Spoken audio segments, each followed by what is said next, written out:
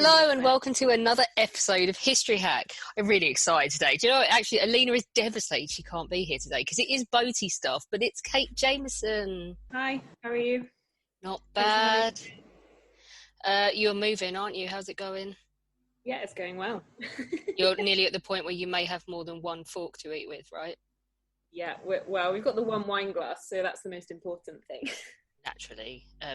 But we want you out and in the new place by Christmas, don't we? Yes, we do, with all my books. all of the books. I mean, yeah, I've got about 6 suitcases of books plus all the boxes, so it's, my bookcase behind me looks very bare at the moment. It's a very sad state of affairs. Oh, but it's excuse. Aren't you upsizing a bit, which means that you can do more book slutting now because you've got more space. I can spend all my money on books and swords. I mean, Yay. living the dream. Living the dream.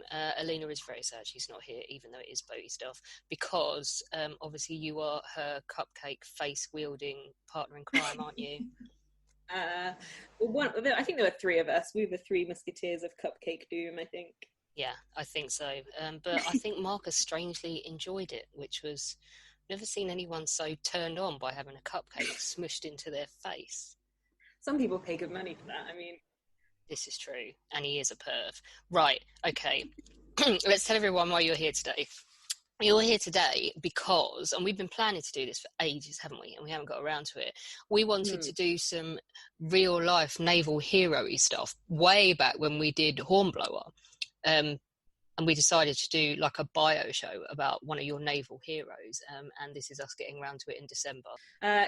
We are going to talk about Edward Pellew, who, of course, is now mostly famous thanks to Hornblower, but actually had a very illustrious naval career. He fought during the American War of Independence, the French Revolutionary War, the Napoleonic Wars.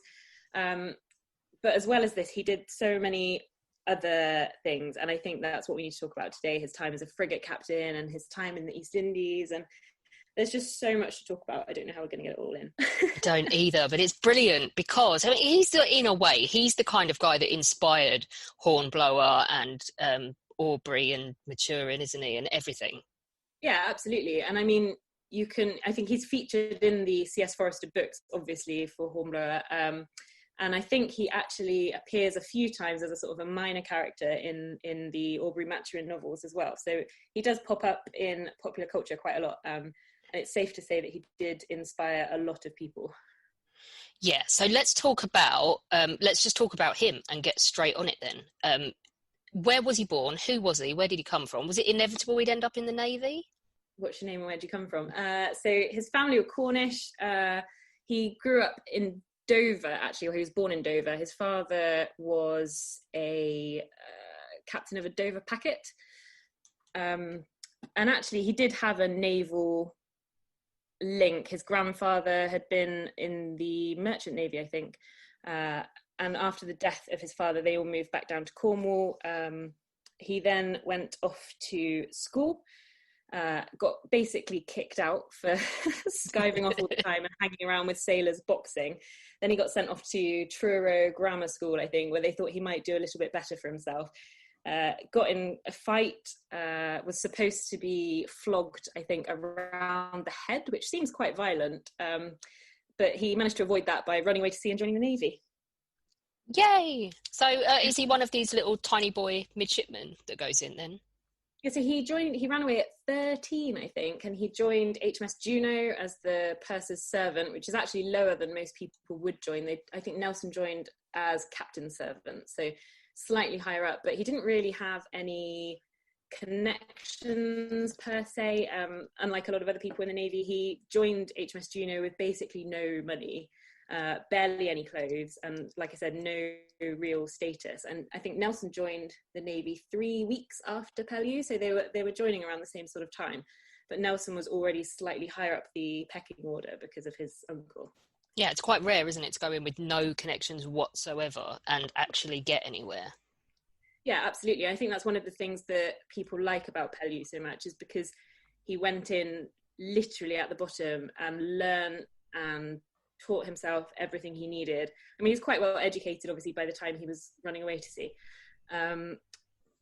but he worked his way up. He knew his way around a ship better than probably most officers because of this, and found himself eventually, Viscount, Admiral. He had titles from countries all over the world. Mega rich in prize money. Yeah, absolutely. So, you did mention the American Revolution, but what's his first instance of actual fighting then? So his first voyage, as it were, was actually supposedly to go to the Falkland Islands because the Spanish had tried to seize it. People like doing that, apparently. And then he came back, went away to sea again, and it all went a little bit wrong on his next ship. He fell out with the captain. Supposedly it was something to do with making a joke about the captain's liveaboard mistress. But either way, he got stuck on shore at Marseille and then was packed home on a merchant ship. And then, as you say, he went off on HMS Blonde in 1776 and fought as part of the American Revolutionary War. One of my favourite stories about this was that supposedly General Burgoyne, the army commander, came on board and he saw one of the hands up on the top doing a handstand, and obviously that was Pellew. Obviously. And they became quite good compatriots, friends, I suppose, on this voyage, I believe. That's brilliant.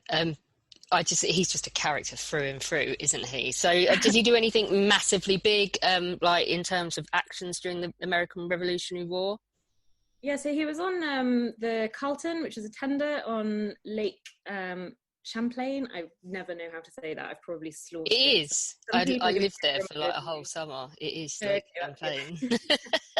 I did the summer camp thing. That's what that is up around there. It's the Adirondacks, and it's amazing, beautiful. But Lake Champlain is epic. Glad I didn't slaughter it. But basically, he and another midshipman were on this tender. There was a pretty severe fight. Both the officers that were above him were wounded, and somehow he ended up in command and basically saved this ship from huge danger. And then subsequently was immediately appointed to command it, which was a pretty nice little prize, I guess. And there's a story that he actually hung out on the bowsprit and pulled the jib right round to catch the wind, which is, again, because he'd spent so long on a ship, he knew the ropes, as it were. And basically he got promoted, or was promised a promotion anyway, on his return to England by Vice Admiral Lord Howe, who was then Commander-in-Chief in North America. And also Lord Sandwich, who at the time was First Lord of the Admiralty, I think. But yeah, unfortunately, he and his new friend, Lieutenant General Burgoyne, actually ended up being taken prisoner at Saratoga before that could happen. And then he eventually got home, and Lord Sandwich wouldn't let him go to sea because of the terms of his surrender at Saratoga. So he ended up looking after a guard ship, and he was very bored. Oh no, that sounds like a nightmare for him. Yeah. But he does, he gets out of that, doesn't he? Because, he goes literally everywhere in his career, doesn't he? Yeah, I think if you were to map it out, you'd be hard pushed to find a corner of the world he didn't end up going to be honest. Yeah. Which isn't a bad thing. Unfortunately, I think after he was appointed to the guard ship, I can't remember the name of it now, my brain's gone to mush, but he basically spent a few time on can't even talk today. Spent a little bit of time on the Pelican off Brittany, and there was a story about him driving these privateers ashore, basically, and then he was promoted to post captain, which was great because he's only 25. So he and Nelson, in that sort of respect, actually both promoted incredibly fast. I think it's more impressive for Pellew because he didn't have his uncle sort of give a nudge. Absolutely. And he becomes famous, doesn't he, for being a frigate captain. So can you tell everyone like Alina, who doesn't have a clue, why it's more exciting to be on a frigate at this point than it is to be on the big 3-gun deck ship of the line? Yeah, okay, I love a ship of the line. I think they're great, but I think frigates are really cool because they just had so many different roles. They were so versatile. I think the adventures happen on frigates mainly, don't they? The mad adventures. I think that's why things like Hornblower and the Patrick O'Brian novels as well figure frigates quite heavily, because you had them conducting this kind of reconnaissance missions. You'd have them going in and out of sort of ports, basically spying. They were used on inshore blockade because obviously they could get closer to the coast. They were faster, they were more maneuverable. Some of them did join the line of battle for things like coastal attacks on forts and things like that, but they were just so versatile. You had them protecting convoys, you had hunting down your merchant ships and taking prizes, which is obviously why Pellew made himself an absolute fortune. And the money comes in the frigates, doesn't it? Yeah, absolutely. And I can't remember the exact amount, but I remember someone saying that in today's money, Pellew basically made millions out of this. I don't know how true that is. I have to go and check it, but he did very well for himself. I think even one of the really late ones is £40,000 to £50,000 at that time. Yeah, they made a fortune. I think if you look, you can compare him at this point with other frigate captains. I think you've got Blackwood or Thomas Cochrane. And they were all just making so much money. And there was actually a point later in his career where he ended up in, I think, what's now Malaysia. And he was a little bit miffed because there were quite a lot of prospects for prize money in the East Indies.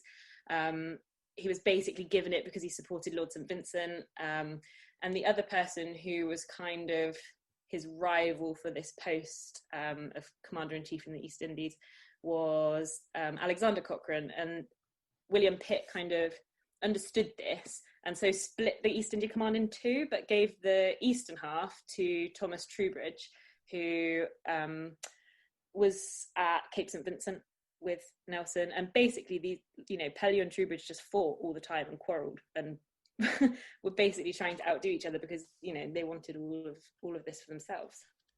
Understandably. So the big conflict that comes along in his career then, the never-ending fun, which is where most of these books sort of revolve around, and not so, I know Patrick O'Brien's moves everywhere, but definitely sort of Hornblower is the French Revolutionary Wars, isn't it? So how does he fare in those? He does quite well, actually.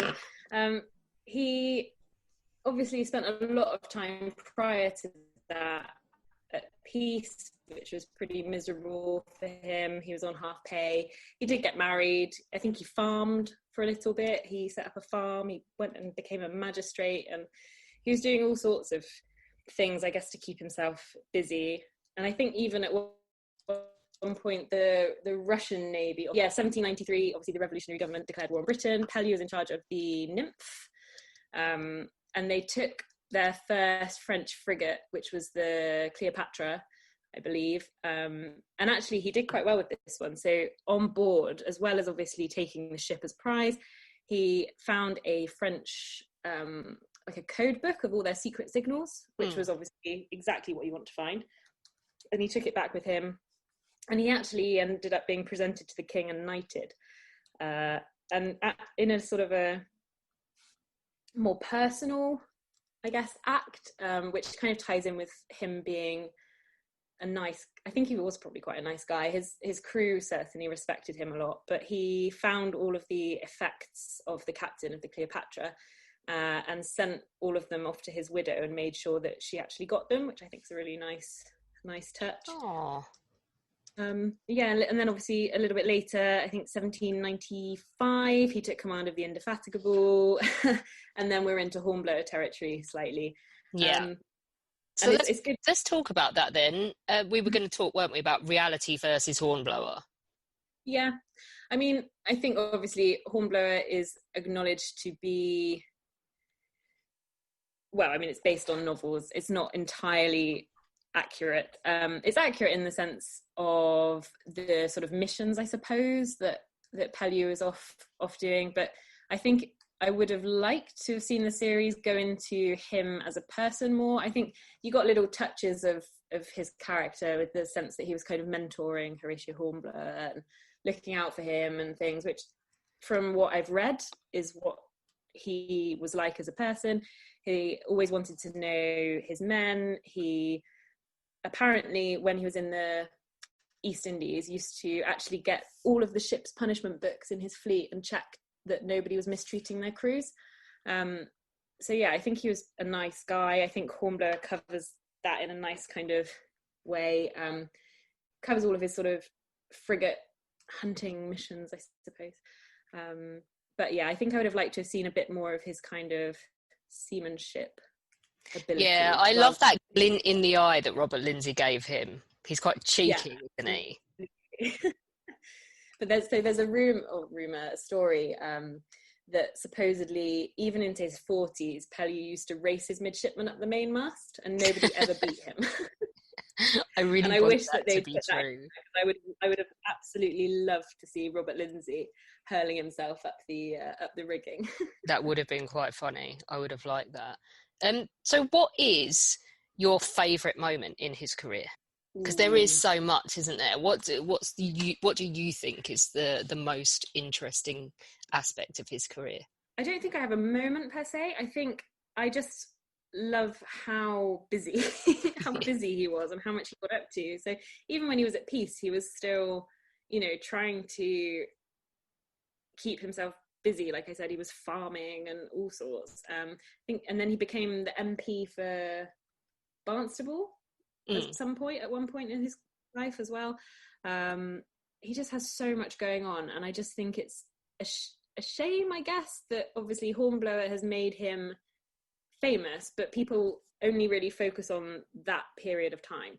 We could have had a biopic of him, but it's gone on fictional characters, hasn't it? The budgets have gone on them.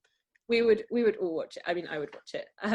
But there's just, the stuff that he was getting up to in America, and then he went to Canada, and he just went to all of these amazing places, and the East Indies, and so obviously he wasn't at Trafalgar, but his brother was, Israel Pellew, who's one of Nelson's band of brothers.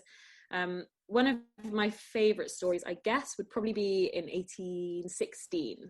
So he led this Anglo-Dutch fleet against the Barbary States in the bombardment of Algiers, and they actually secured the release of 1,000 slaves, Christian slaves, and that's what gave him he got made first Viscount Exmouth, actually, because it was just incredible. That's brilliant. I didn't know that about him.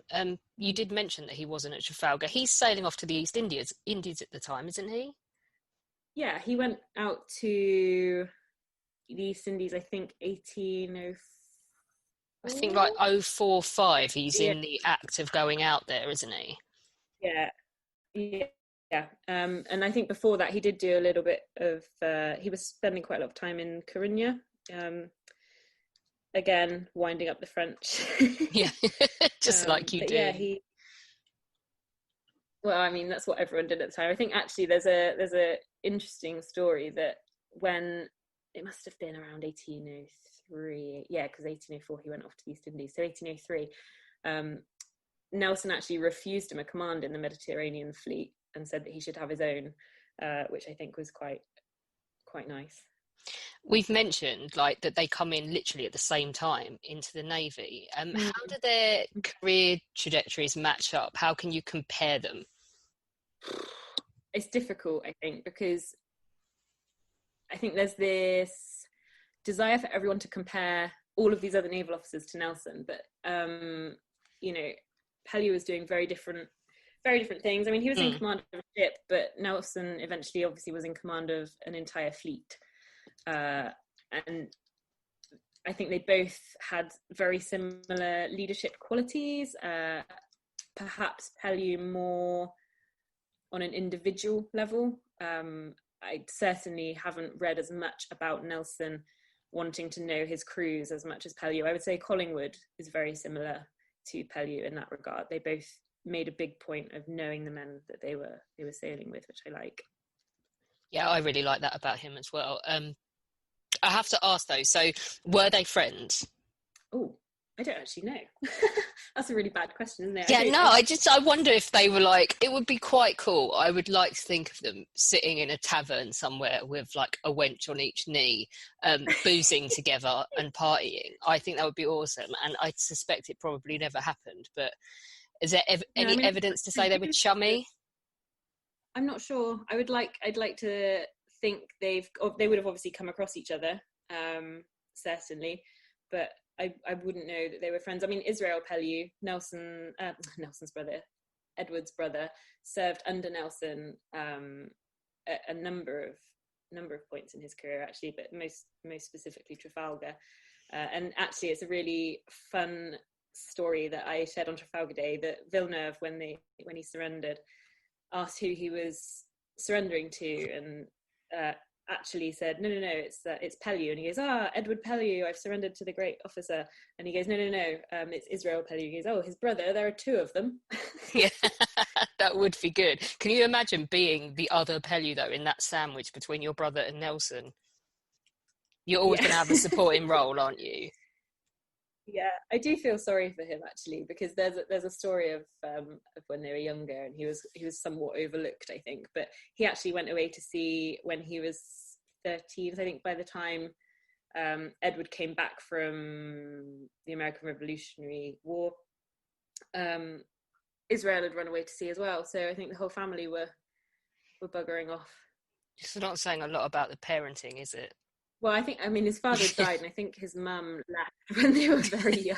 Yeah. So I think, I think they had a quite difficult upbringing, probably. But I think one of the things that I like is that he, like I said, he worked his way up without that patronage and without the assistance that a lot of other officers did have. And that's the one thing that the Navy did well, I think, is that you could work your way up on merit.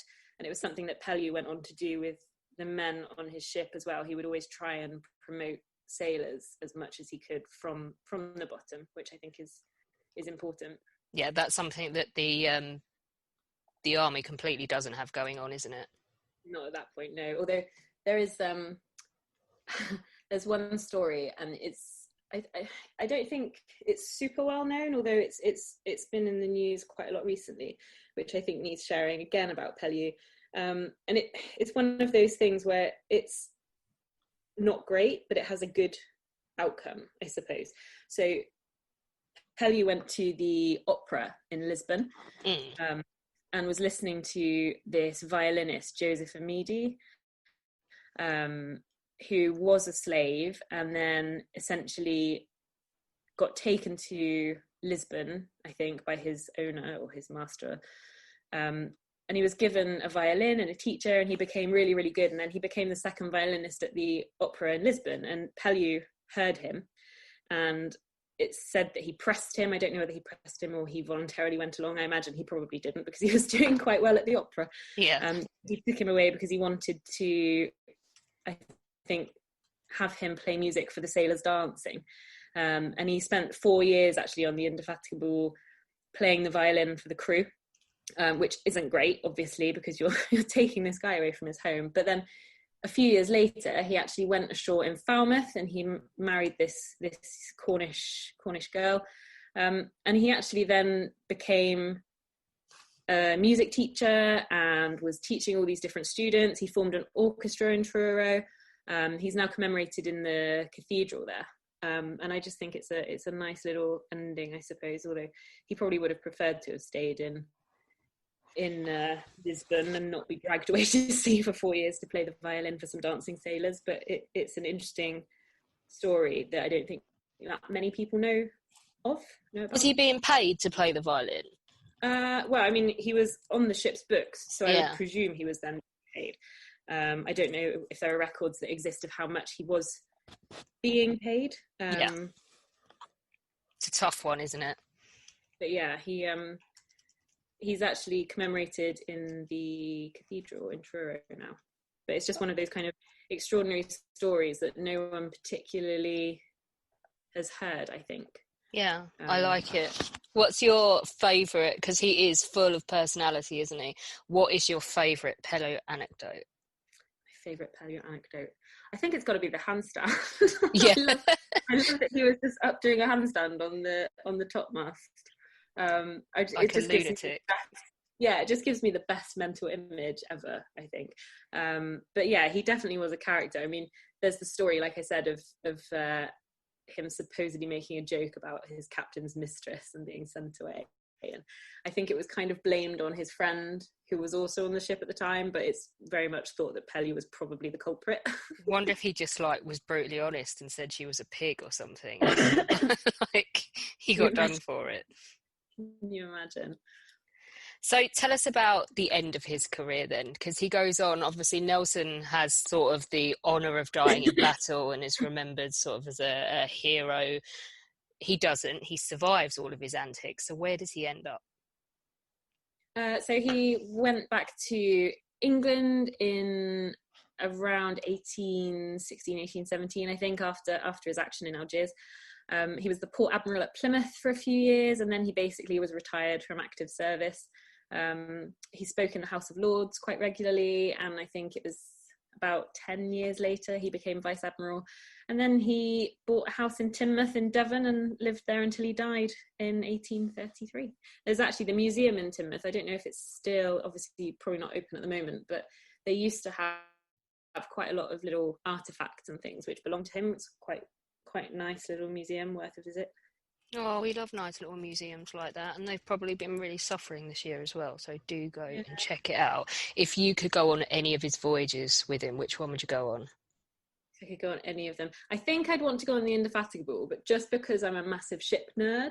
And I'm glad Alina's not here now because she'd get really bored. But the thing I like about the Indefatigable is that she was actually built as a third rate, so she was a 64-gun third rate initially, not a frigate. And by the point that by 1793, 1794, ship design had moved on. The third rates were sort of 74 guns. So the Navy basically decided to take away the upper deck and the guns. So she just became a very large 44-gun frigate. But she still had all the masts and the sail area of a 64-gun ship. So she was just incredibly fast, but also, I don't want to say bomb-proof, but pretty resilient. I mean, you could fire on her a lot more than any other frigate. And she wouldn't take as much damage. She's epic, isn't she? Yeah, absolutely. And I just think it's really cool. But probably, I think any of the time he spent in the French Revolutionary Wars, really. Although there's a story, not so much of when he was out, but when he was in Plymouth for refit on the Indefatigable. There was an East Indiaman, the Dutton, I think it was called, that went ashore basically under the citadel on Plymouth Hoe. And all of these people on board were drowning, and it was absolutely appalling. And supposedly Pellew saw what was going on and just kind of clambered on board and took command of the situation, was basically forcing people to lay these lines across to the shore to kind of create a kind of like a safety line, I suppose. And he ended up getting something like 600 people off of this ship, which is incredible, really. It is. And if I was going to, that old dinner party with the dead people thing, if I was going to pick an officer, I reckon I might pick him instead of Nelson to attend, purely because I mean, although it would be fun, Nelson would do nothing but talk about how great Nelson was. Yeah. And Pellew would just be there. I reckon he'd have some serious side eye going on, because I reckon a bit of some sass going on. But I think Pellew would be a great dinner party guest. I mean, he just did so much that he would have all of the stories. And also, we've got all those things about him doing handstands and him racing the midshipmen up the rigging. And you just know that he would be the one that comes up with all the stupid drunk ideas, probably. Yeah, definitely. Him and Marcus together, Lord knows what would happen. They would get their own back for Cupcake Gate. You would pay. Hashtag Gate. Yeah. It's really difficult to say that. I know, I realised as soon as it started coming out of my mouth that it was going to be a struggle. Thank you so much for coming on to talk to us about Pellew and his amazing career. I really wish Alina had been here, because we could have strung this out another 10 minutes by talking to her about the ratings on the different ships, because she's just about sus that a submarine is a boat and not a ship. And she has acknowledged that there is a difference between a boat and a ship, which is massive progress. But I feel we do need to get into the rating system next. I think we'll get there. As long as there's not a mutiny on the way, we'll get there. Yeah, we just need to chip away at her, basically. And if she doesn't realise she's learning boat stuff, she's okay. But That's Phil the best managed way. to, You just do it in a fun way. yeah, Phil managed to drum a bit of it in when we were doing the Little Ships of Dunkirk the other week. I just think as long as you as long as she doesn't realise she's learning boaty stuff, she's quite docile. Brilliant. Cool. So come and promise us you'll come and join us down the pub again soon.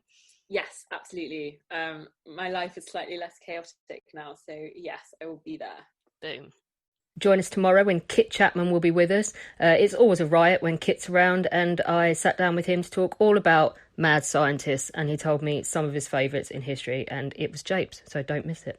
And then in the evening, join us down the pub because we will be talking all about history's greatest building. And again, I haven't told them what that means. So whether or not they're going to go for an actual physical building that's amazing or a building because something epic happened inside, I can't tell you. Hopefully they'll be imaginative, so don't miss out on that one.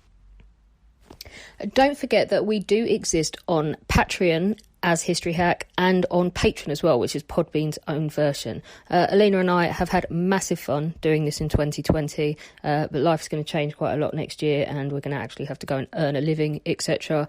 If we want to keep up the regularity that we've been bringing you and the kind of guests that we've been bringing you and the workload, then we will need your help. So if you join us on either of those platforms, Marcus is currently working on some benefits for you, so there's going to be incentives for joining on either of those platforms. We're revamping ourselves on both of them, so don't forget to go in. You can do as little as $1 a month, and it all goes towards keeping up History Hack as regular as we've been able to bring it to you this year. We are now on YouTube. We are posting all of our new episodes on there, and we have our own channel, and we are gradually posting all of the back episodes because we have been made aware of the fact that you can only find the last 100 on some platforms. So you can go and listen to your heart's content and laugh at the cartoons and have a great time. So do go over there and subscribe.